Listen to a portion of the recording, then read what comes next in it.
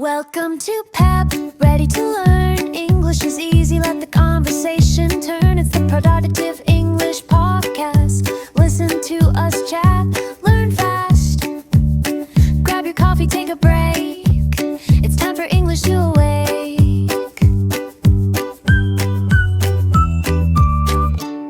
Hello, everyone, and welcome back to the Productive English Podcast, PEP.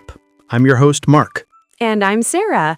Thanks for joining us. Last week, we gave you the tools to start a conversation and keep the small talk going with our trusty forward method. That's right. We taught you how to break the ice and find safe topics.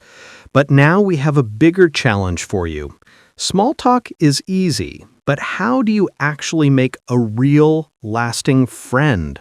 Today, we're moving from surface-level chatting to meaningful connection. The title of our episode is Building Meaningful Connections. We'll explain why a few deep friendships are much better for your mental health than a huge network of acquaintances. And this applies to everyone, whether you're meeting someone new at work, in class, or just at a coffee shop. Mark, let's get into the problem. We live in the digital age where everyone has hundreds of contacts on their phone, yet studies show we are feeling more isolated and lonely than ever before. Why the contradiction? It's the contact trap. We mistake the size of our network for the strength of our network. We spend a little bit of time with many people, giving everyone just a tiny piece of our attention. Exactly. And we confuse an acquaintance, someone you know socially or professionally, with a true friend, someone who is part of your support system. The former is easy to find. The latter takes work. Think back to our episode on perfectionism. We often want the perfect, low-effort result. But quality relationships require high effort and zero expectation of instant perfection. Right. You need people who will be there when the learning curve flattens out. People who trust the process with you. The harsh truth is that 3 deep, honest friendships will give you more stability and happiness than 100 casual ones. So how do you go deep? It starts with the most underrated skill, active listening and presence. Presence means that you are truly present in the conversation.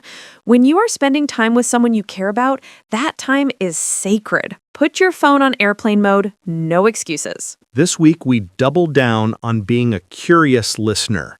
Don't just wait for your turn to speak. Listen for the feeling behind their words. For example, if they say, "I'm always so busy these days." A surface-level response is, "Me too."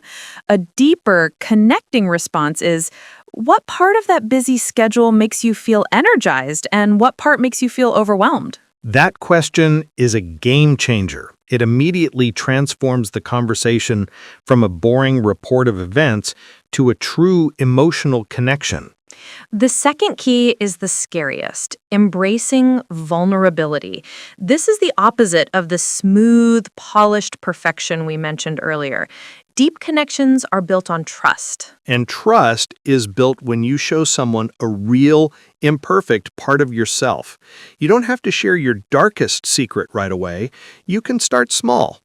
Try this. Next time you talk to a friend, instead of saying, "Everything is great," try, "I'm excited about my new project, but honestly, I'm feeling a little insecure about the presentation next week." That small act of honesty is incredibly powerful. When you share a small truth, you create a space for the other person to share theirs. It's a positive feedback loop that builds a solid foundation for your relationship. We talked a lot about consistency and building systems for habits in episode 4. Well, relationships need a system too. That's absolutely right. A deep relationship is like a garden. It needs to be nurtured. It doesn't just survive on its own. The system is simple: consistency. Don't wait for a huge event like a birthday or a crisis to reach out.